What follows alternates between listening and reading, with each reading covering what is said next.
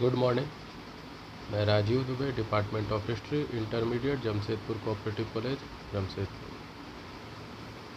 हम लोगों ने कल जैन धर्म के बारे में देखा, जैन संगीति के बारे में देखा। आज हम लोग देखते हैं बौद्ध धर्म। बौद्ध धर्म क्या है?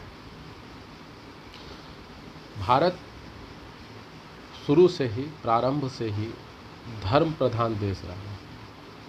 वैदिक कालीन जो सभ्यता रही है वो भी एक धर्म को लेकर रही है, सनातन धर्म को लेकर रही है।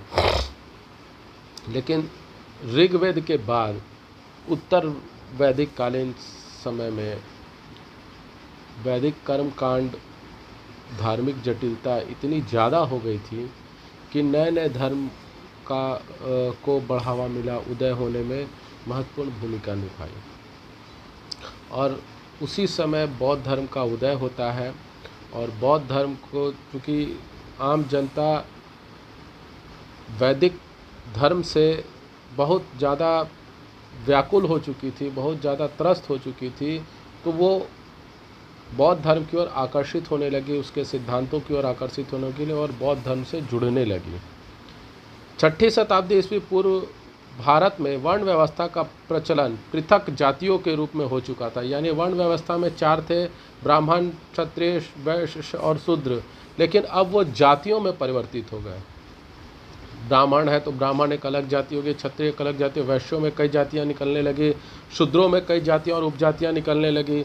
तो ये जो चीज़ें थी, ये समाज को बंटने लगी, यहाँ समाज बंटने लगा। इसके बाद कर्मकांड और धर्म के प्रमुख अंग हो गए थे। जो कर्मकांड थे वो प्रमुख अंग हो चुके थे धर्म के। ब्राह्मणों ने इसे और जटिल बना दिया और आडंबरपूर्ण बना दिया, जिससे आम जनता जो थी वो उससे जुड़ा हुआ महसूस नहीं कर पा रही थी। आम जनता को लग रहा था कि ये हमारे लिए है तो ठीक है, परंतु इसको हम कैसे करेंगे। इतनी ज़्यादा जटिलताएं हो गई थी, इतनी ज़्यादा खर्चीला हो गया था, जो कि आम जनता के लिए संभव नहीं था, आम जनता के लिए संभव नहीं था। धर्म विनाश की ओर अग्रसर था। यज्ञ तथा कर्मकांड की जटिलता से मुक्ति पाने के लिए जनता व्यग्र हो रही थी, और उस समय उनके पास में कोई ऑप्शन नहीं था, कोई उसके बदले में कोई विकल्प नहीं था आम जनता के पास। ऐसे समय में महात्मा बुद्ध का जन्म हुआ, जिन्होंने अपनी शिक्षाओं एवं सिद्धांतों से कर्मकांड एवं आडंबर में उलझी हुई जनता को एक सहज, सरल और बोधगम्य धर्म रूपी प्रकाश से आलोकित कराया। मतलब जिस समय जनता इससे त्रस्त हो चुकी थी, इसका विकल्प खोज रही थी, इससे दूर होना चाह रही थी वैदिक धर्म के कर्मकांडों से, उस समय बौद्ध धर्म, बुद्ध का जन्म होता है। और उनके सरल सिद्धांत, आसान से रहने वाले नियम और इन सब चीज़ों को देखकर जनता उनसे आकर्षित होने लगी, और वो धीरे धीरे वो बौद्ध धर्म का प्रचार होने लगा, प्रसार होने लगा, और बौद्ध धर्म एक धर्म के रूप में स्थापित हो गया। अब आता है महात्मा बुद्ध की जीवनी यानी जीवन की कथा। गौतम बुद्ध का बचपन का नाम सिद्धार्थ था। उनका जन्म 563 ईस्वी पूर्वोत्तर बिहार में कपिलवस्तु के निकट नेपाल की तराई में लुम्बिनी ग्राम के आम्रकुंज में हुआ था। यानी बिहार के पूर्वोत्तर जिले में कपिलवस्तु के निकट नेपाल की तराई में लुम्बिनी गांव के आम्रकुंज में उनका जन्म हुआ था। इनके पिता शुद्धोधन शाक्य कुल के क्षत्रियवंशी राजा थे। शाक्यवंशी राजा थे इनके पिता शुद्धोधन, जिनकी राजधानी कपिलवस्तु थी। वो राजधानी कपिलवस्तु थी। गौतम बुद्ध के जन्म के 7वें दिन ही इनकी माँ महामाया का देहांत हो गया। अतः इनकी मौसी महाप्रजापति गौतमी ने इनका लालन पालन किया। गौतम बुद्ध के जन्म के समय ही इन्हें देखकर कालदेव तथा ब्राह्मण कौंडिन्य ने यह भविष्यवाणी की थी, यह तो चक्रवर्ती राजा बनेंगे या महान सन्यासी।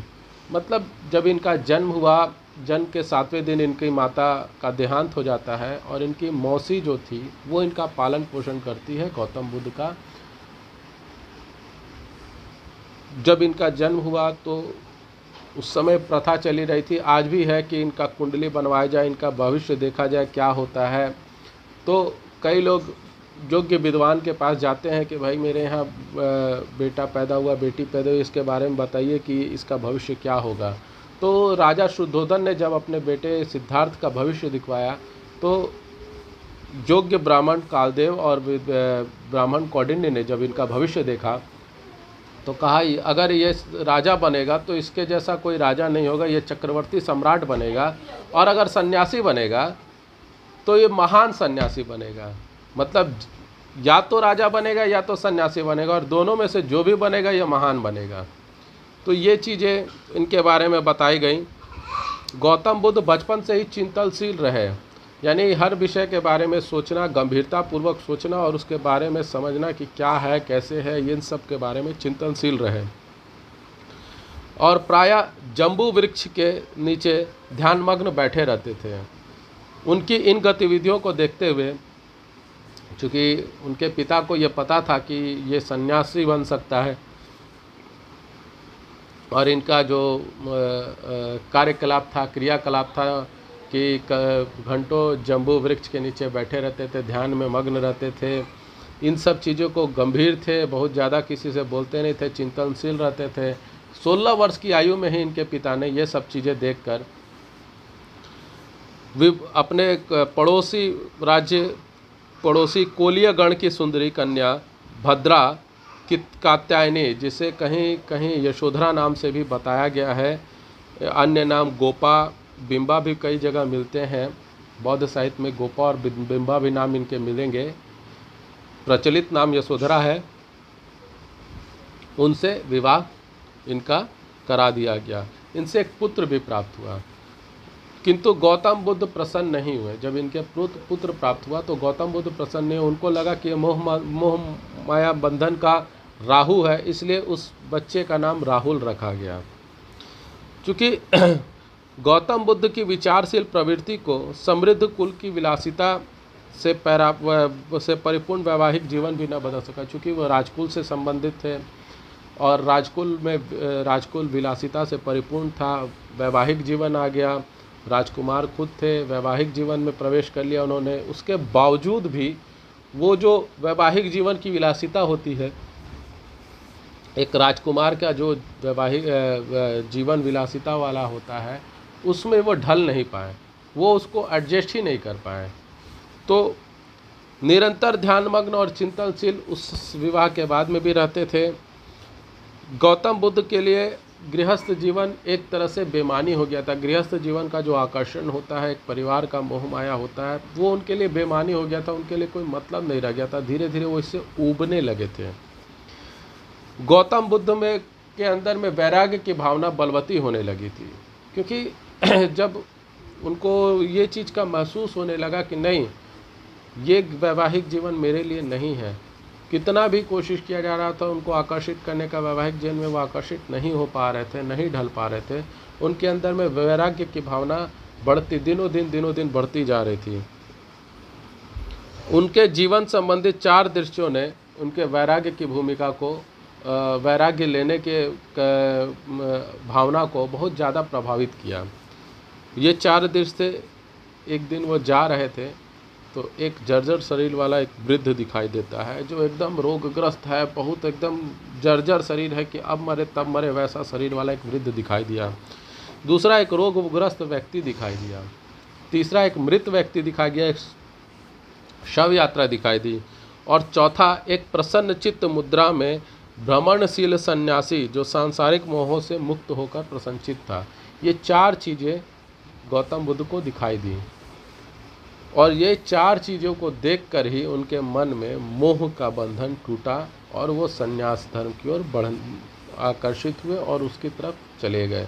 इनमें जहाँ पहले 3 दृश्यों को, एक जर्जर शरीर वाला व्यक्ति, रोगग्रस्त व्यक्ति और एक मृत व्यक्ति को देखकर जहाँ उनके मन में घोर वितृष्णा हुई, बहुत ज़्यादा दुख हुआ, वहीं चौथे दृश्य को देखने के बाद जो एक भ्रमणशील सन्यासी को खुशी की मुद्रा में देखा जब उन्होंने, तो उनके अंदर एक हर्ष की भावना आई, और यही हर्ष की भावना दुख को ख़त्म करने की भावना ने ही उन्हें संन्यास का मार्ग दिखाया। तो आज के हम लोग यहीं तक बुद्ध की जीवनी देखते हैं। कल इससे आगे हम लोग बुद्ध की जीवनी के बारे में देखेंगे।